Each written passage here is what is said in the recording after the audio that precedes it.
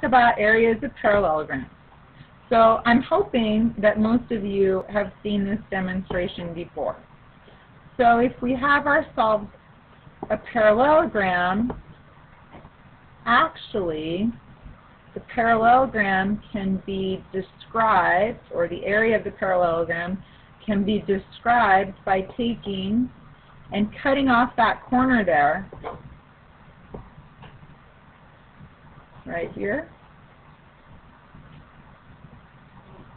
Cutting off this corner and actually shifting it, just like this. And that's why we say, let me change my colors here really quick.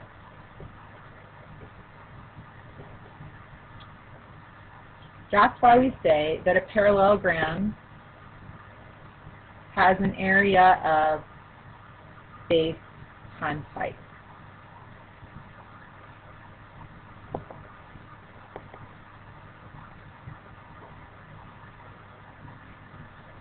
Have you ever seen that before? Never seen it explained like that. It makes sense now, doesn't it? The area of a parallelogram is the base times the height. Okay, so using this formula, let's find the perimeter and the area of RSTU. Well, we need it to find the perimeter. The question is, do we need RU? Don't we need to know how far it is down this side, and therefore how far it is on this side? And I just lost part. Give me 1 second.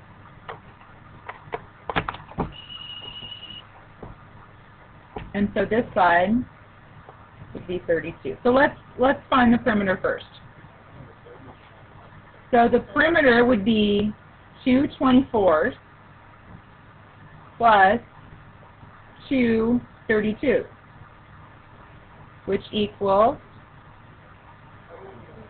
112 inches. Now let's find the area. Well, a common misconception would be to say that the height of this figure is 24 inches, but it's not, right? And you guys thought back in chapter 8 that this was gone, but it's not. So let's use what we know about 30, 60, 90 triangles. Because you can't use the Pythagorean theorem for this either, right? You don't know how much this is or this is, and you can't use the Pythagorean theorem with two unknowns. All right? So if this is a 30-degree angle and this is a 90-degree angle, then this must be a 60. 30, 60, 90. Well, we know something about 30, 60, 90 triangles, don't we? If this is 24 and this is the smaller leg, what's the relationship between the smallest leg of a 30, 60, 90 and the hypotenuse? But that's with the longer leg. The longer leg, good. The hypotenuse is double the shorter leg. So if the hypotenuse is double the shorter leg and the hypotenuse is 24, what's the shorter leg? 12. Then what's the longer leg? 12 root 3. 12 root 3. Good job. It makes more sense when you use it, right? So now I know the height of this parallelogram is 12 root 3. So we're going to use that for our area. Our base is 32, and our height is what, class? 12 root 3. Which is 384 root 3. Plug that into your calculator and you should get 665 and 1/10. We should probably say approximately. And they gave us inches, so this would be inches what? Squared. Good job. Okay, so why don't you write down this example? You don't need to write all of this, but we do want to know, they are asking us for the number of square yards. And that's going to make a difference because we're working with feet right now. Okay, so go ahead and jot this down, and then we're going to come up with a strategy. Okay, so there's two different ways to do this. You could either find the area of the whole property and then subtract, or we could just find the area of these two, which I like better. The area of this and the area of this, and add them together. It doesn't really matter which one you do, right? I think this way is less work. So if this is 150 feet, how much is just this? 110. If that's 40, wouldn't we just subtract? This is how much? 150. How much is this?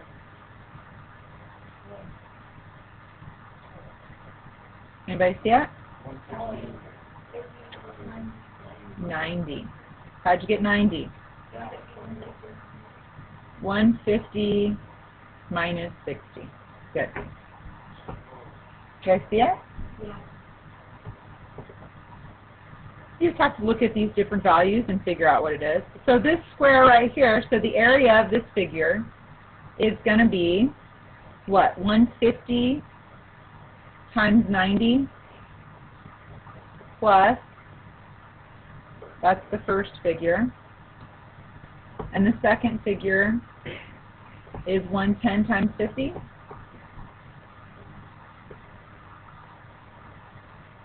And when you add all that together, you get 19,000 feet squared.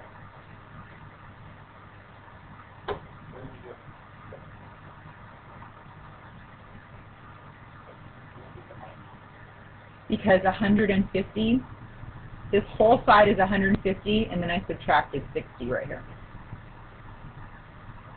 Gives you 90. Yeah?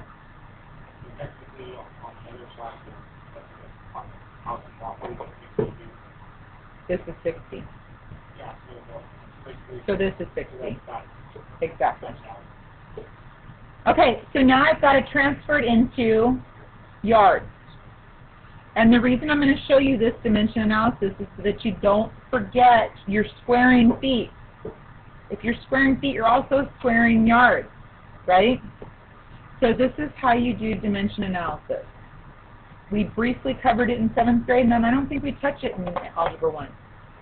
So if we have 19,000, can't I write feet squared like this? Isn't that what we're doing? Feet times feet? If I want to get rid of feet, where am I going to put them? In the numerator or the denominator? Denominator. And what do I want? I want yards. How many feet are in 1 yard? That's only going to get rid of 1 foot. So what do I still need to do? Do another one. 1 yard is 3 feet. Now I've got all my feet gone. And now I have 19,000 yards squared divided by what? 9. Which is approximately 2,111 yards squared. All right, let's draw this figure. This figure is going to be for the next 3 examples. So make sure you draw it nice and big. Okay, so this one says the vertices of a quadrilateral are A, B, C, and D. Determine whether the quadrilateral is a square, a rectangle, or a parallelogram. Okay, let's start with the last one and work our way back. Because isn't a square a rectangle? And isn't a rectangle a parallelogram? So we have to figure out whether this is a parallelogram before we can do anything. How do we figure out what's the definition of a parallelogram? What, Kayla? The opposite sides are parallel. How would we know if something was parallel? Not the distance, the slope, right, which pairs up with the distance, right, James? So let's find the slope of each one of these. So let's do AD first. Or AB, we'll match my notes. So I'm going to say the slope of AB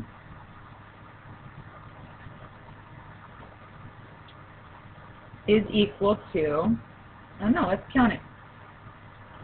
I'd have to go down 2 and over 1, 2, 3, 4, 5, 6. So down to over 6, which equals negative 1/3. What about the slope of DC? Check that one out. Down 2 over 1, 2, 3, 4, 5, 6. So far those are the same. And looks can be deceiving, so we'll just check out the other ones, even though I'm pretty sure that they're the same. AD would be up 3 over 1. And BC, same thing.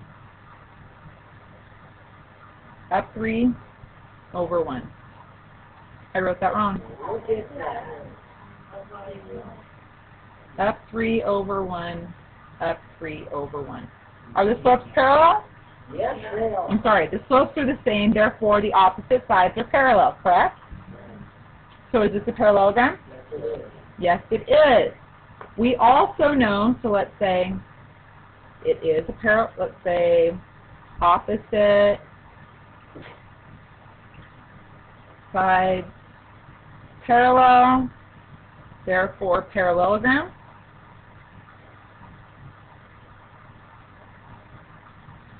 We also know something else. Anybody see a relationship between those slopes? They're negative reciprocals. What does that mean? That means that they're perpendicular, which means what? They're all right angles, which makes it a what? A rectangle.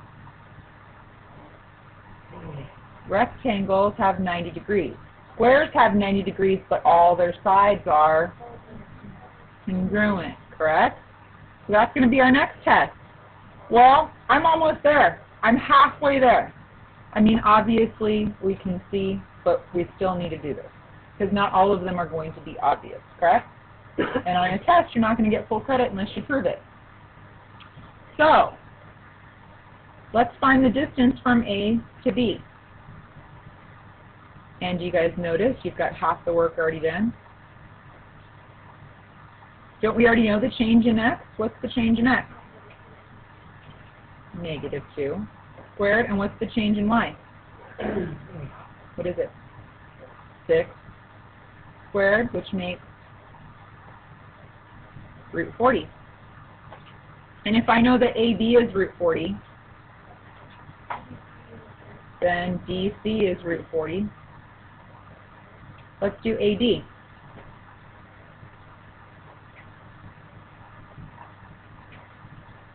What's the change in x? 3. What's the change in y? 1. Aren't you guys glad I showed you all that and how it relates, rather than writing out the formula, x2 minus x1 squared plus, right? Which makes root 10. Are they the same? No, so this is not a square. So this is root 10, and this is root 10. You want the official formula? Distance equals the square root. Yes.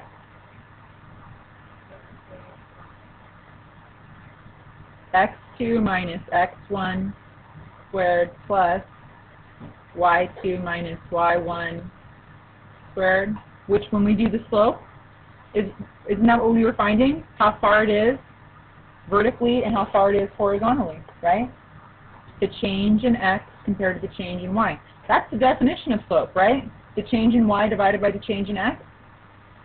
They're all related. Which you guys fought me on this a lot in the beginning, huh?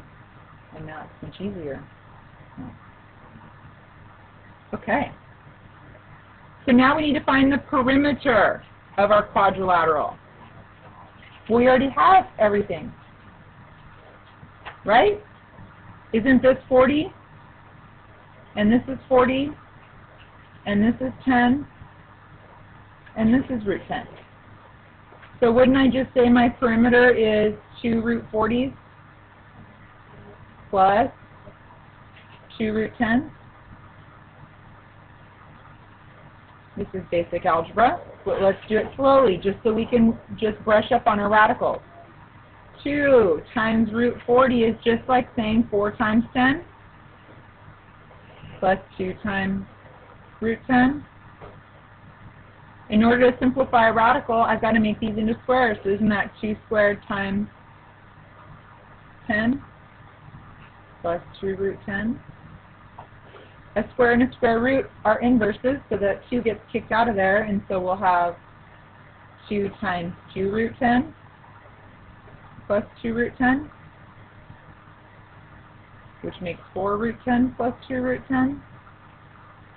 If I have 4 root 10s and 2 root 10s, how many root 10s do I have in all? 6 root 10s.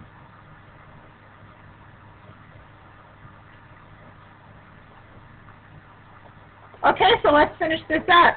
Now I need to find the area of my quadrilateral. So again, I already know, whoops, this is root 40. Root 40, root 40, root 10, root 10. How do we find the area of a figure? Base times height. We're not going to use length times width because we're going to be dealing with figures that have bases. We might as well use our vocabulary correctly. It's base times height. So our base is root 40 and our height is root 10. If I multiply those by each other, I'm going to simplify at the same time. Isn't this 4 times 10 times 10? Which is 2 squared times 10 squared. And the 2 and the 10 get kicked out, gives us 20. We just squared something, so it says they didn't give us any units, so we're just going to call this square unit. Or we could have wrote unit squared.